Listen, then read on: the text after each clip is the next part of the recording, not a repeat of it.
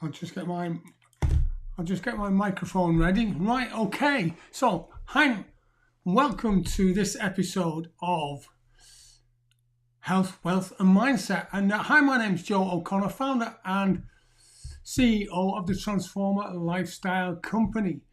Okay, so my mission is to help 1 million veterans and business owners achieve the goals, dreams, and aspirations they deserve.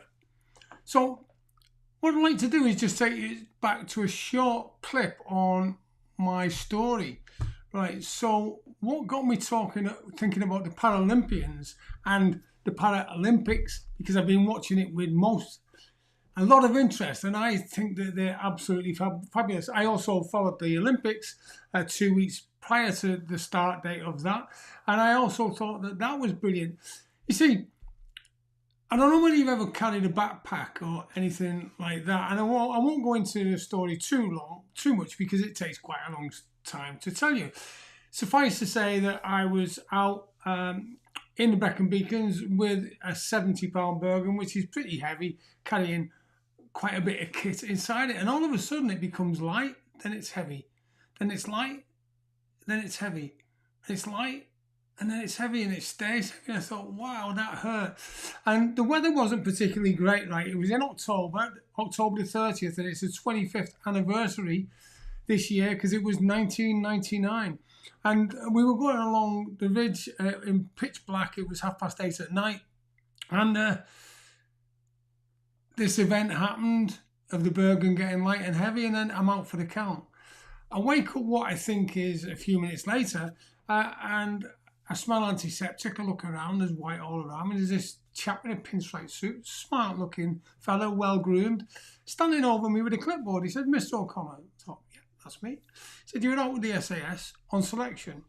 Gale Force wins, shouldn't have been there really." And I thought, well, tell me something I don't know. And he said, "Yes, you were lifted off your feet by a gust of wind. You were thrown down a mountain ravine. You fell 197 foot and you broke your neck. C5 was shattered, C6 is broken." And I was thinking, wow, only a few days earlier I'd been playing football with my 4-year-old son. Wife's pregnant with the second son, and I'm not sure what to do. I'm supposed to be in work today. It's only the Territorial Army. I served in the regs many years before. And as he's walking off, I said, "Oh, Doc, by the way, can you patch me up because I've got a marathon to run on Sunday in New York for charity?" And that's when he looked at me quite strangely. He said, "Mr. O'Connor, I'm not sure it's sunk in yet, but you won't be doing any marathon this Sunday. In fact, you'll be fortunate if you can ever do a marathon again." And that got me thinking, right, I'm going to spend my life in a wheelchair, or a major part of my life in a wheelchair. What am I going to do? And that's what brings me to my thought about the Paralympics. You see, I remember when I was being pushed around in Southport because I was staying in the Southport spinal unit by someone, and one day my mum was pushing me around, and a person came up and, "How is he doing today?" And I thought, hey, look at me, I'm down here. And that was when I realised that the way that people in wheelchairs, disabilities, are treated differently and ostracised, and how my recovery was difficult. Even when I was vice president of the Spinal Injuries Association, the Liverpool branch, we challenged, I'm not sure, I can't be quite sure whether it was the Member of Parliament at the time, this was back in early noughties, 2000 or something. We challenged the local MP or the mayor or one of the officials to go around Liverpool in a wheelchair to test its ease in a wheelchair to get up and down curbs, get around places, and test out public facilities like toilets, travel, trains. And I think they came back to us with something like they couldn't do it because of health and safety reasons. I thought, duh, health and safety, what's all that about? How is it that we in wheelchairs can go around and you can't? So, which brings me on to the Paralympians, right? Because sport is tough, full stop. As a disabled person, though, it's even tougher, I believe, because of the lack of facilities, as I've already mentioned, prejudice and inadequate public transport. For instance, Baroness Tanny Gray Thompson recently was forced to crawl off an LNER train arriving at London's King's Cross. Speakers of Radio 4's Today programme on or around the 27th of August 2024, the 11-time Paralympic gold medalist said she had initially booked assistance to help her off the 1915 train from Leeds, but missed it and instead travelled on the 1945 train.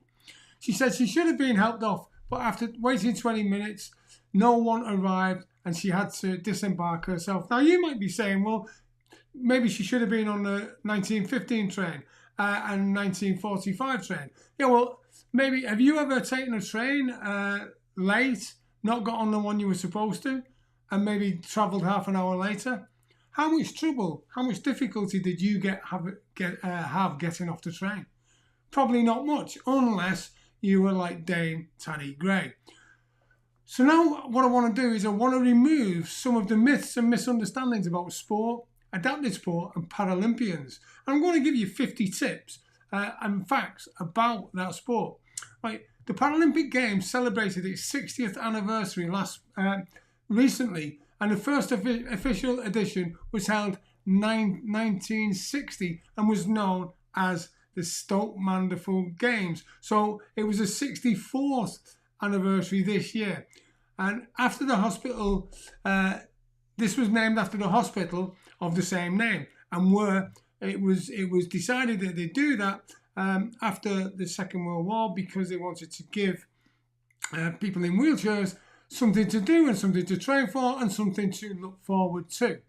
Number 2, the story of the Paralympic Games began in 1948, as I've said, in the 1940s, as a military hospital, and a neurologist,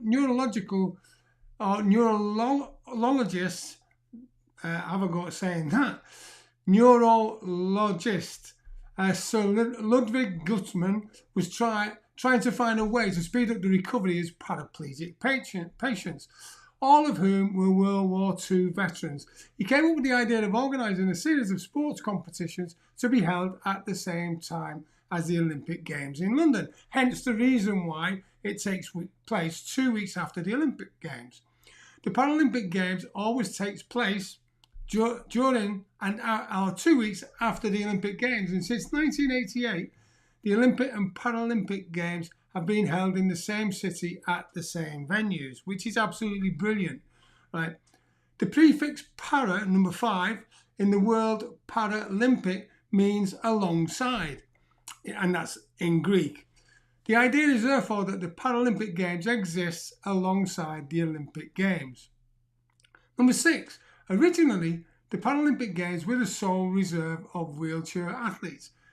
However, the official programme of the 1976 Paralympic Games was expanded to include competitors with other forms of disability, amputations, visual impairments, etc.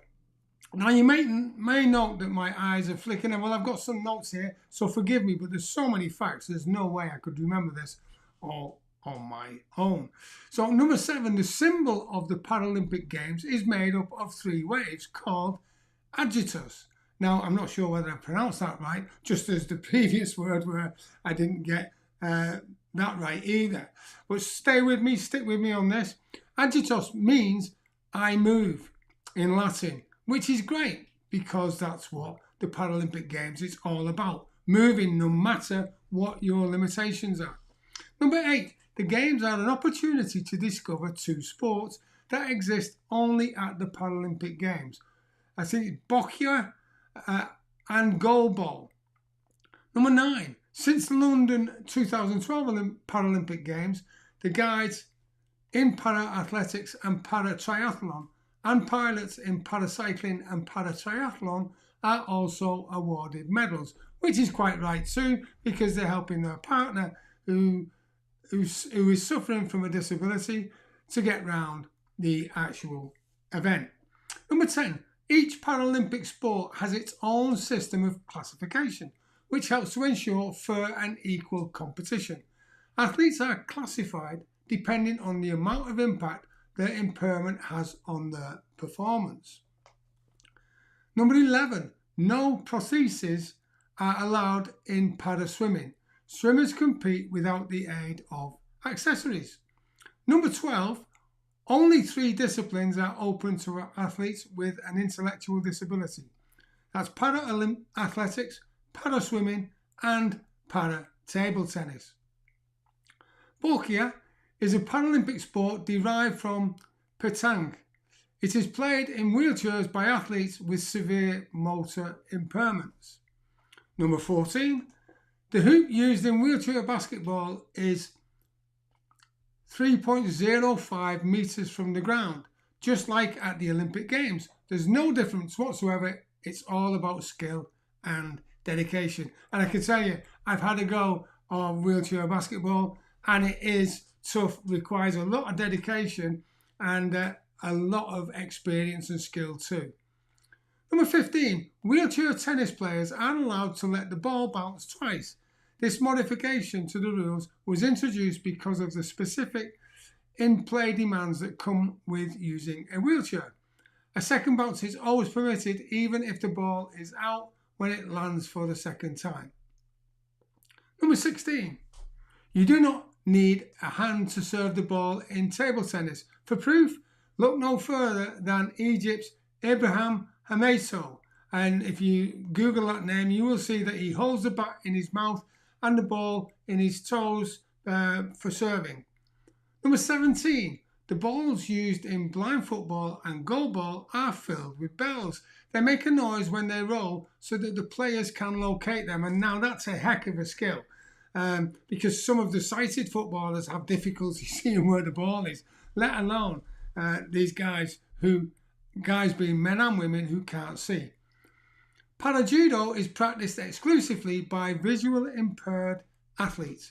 In order to sense one another's position, competitors must remain in constant contact by holding each other's judogi. 19. Para-taekwondo is for athletes with upper limb disabilities. Kairuji will be the only taekwondo discipline on show at the Paralympic Games, or it was in Tokyo. And this year it's changed slightly. Number 20, the equestrian disciplines are represented at the Paralympic Games by para-dressage. There is no show jumping at the equestrian disciplines.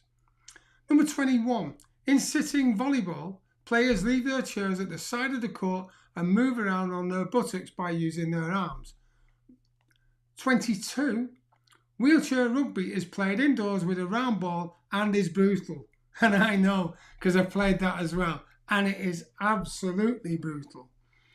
23, in Boccia, the target ball is called the jack. 24, in para-archery, archers who are unable to shoot with a conventional bow owing to their disability may use an assistive device that reduces the force required to maintain the tension of the bow. 25. In para-athletics, athletes competing in the T12 visual impairment categories may choose to run with or without a guide. And if you just stay with me at the minute, because we're halfway through, I'm just going to take a little slurp of tea. That's better. 26. This is a bit like doing the countdown, isn't it? For what I used to listen to when I was on the top 40 countdown for the top 40 hits.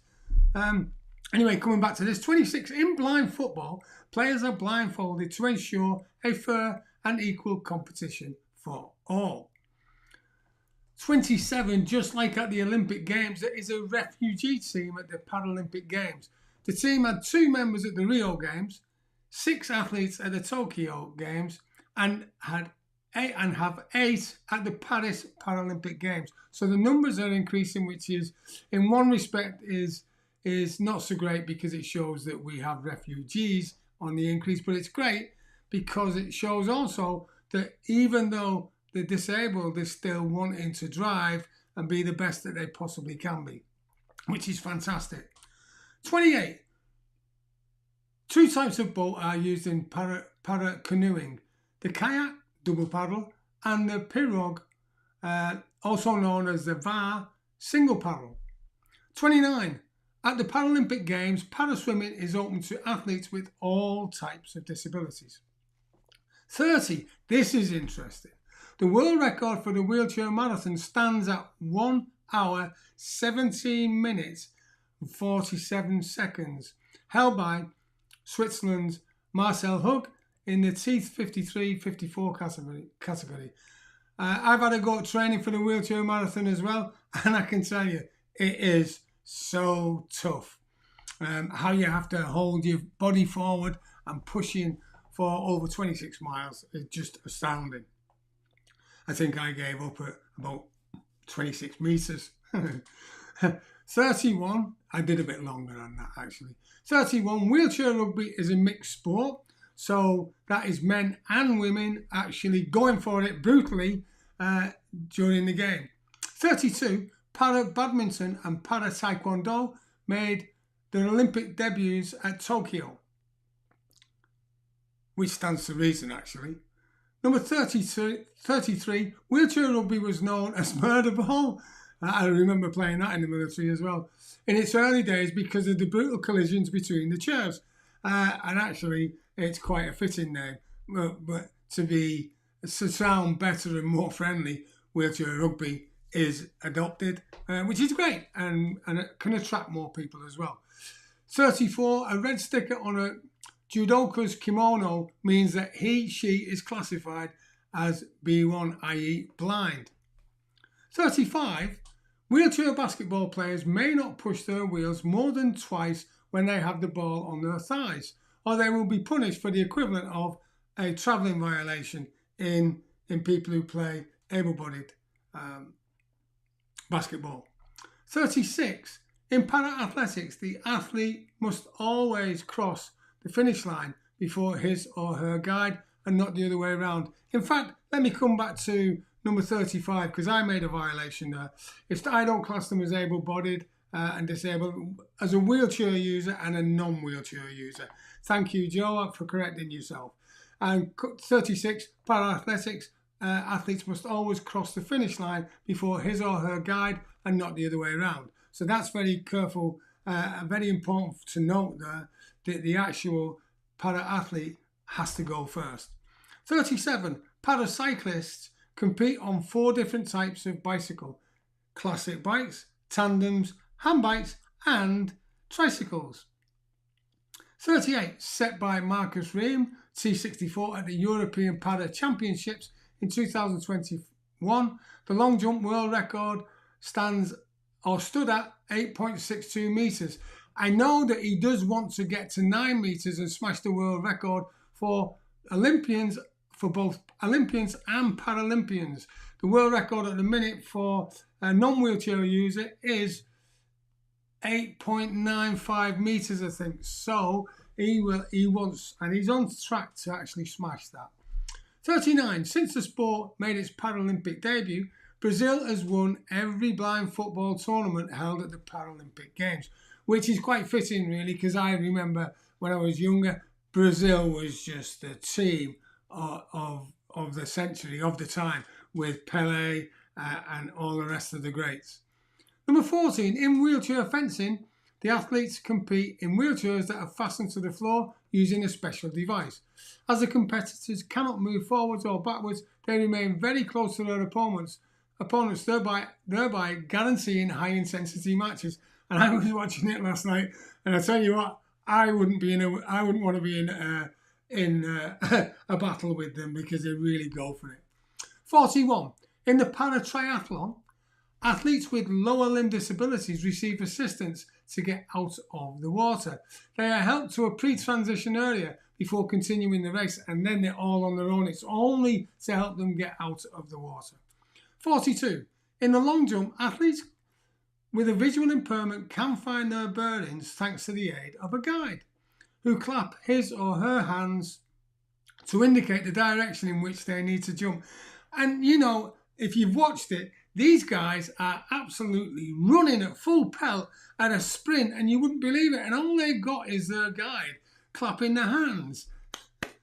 And there's a bearing, so they can have a bearing on where they are along the track. And they're just going hell for leather all the way down. Fantastic. Amazing. 43. The wheelchairs used in wheelchair racing allow the athlete to race at speeds of up to 36 kilometers per hour, which is absolutely flying. There are, number 44, there are 11 disability classifications in para-table tennis. 45, coming now to the last 5, para-powerlifting was performed in the bench press position is the only form of weightlifting practiced at the Paralympic Games. Competitors are separated into categories depending not on their disability, but their body weight. 46. Visually impaired athletes are able to take part in paracycling on tandem bikes with the guide riding at the front, known as the pilot. 47.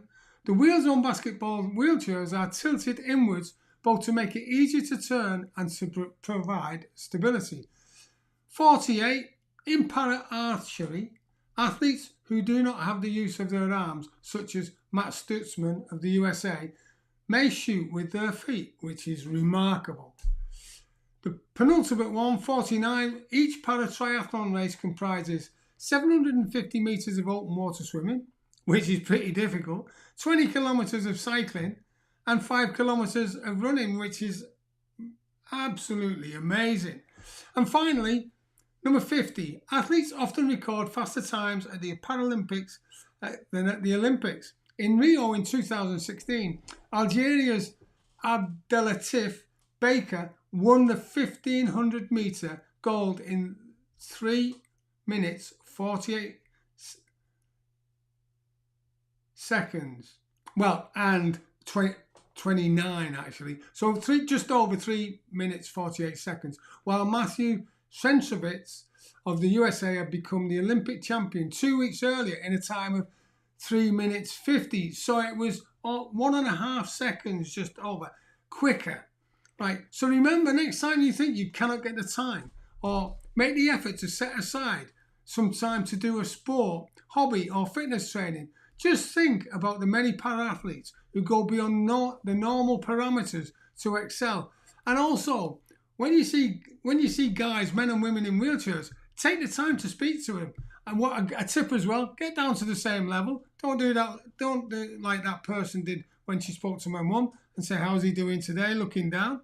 Get down to the level and spend some time, because you know what? Just because they're in a wheelchair doesn't mean to say that they're disabled, in my mind. It just means that they get around differently. So until next time, have a brilliant day. And remember, to successfully become, visit joeteams.com. Thank you and have a brilliant day.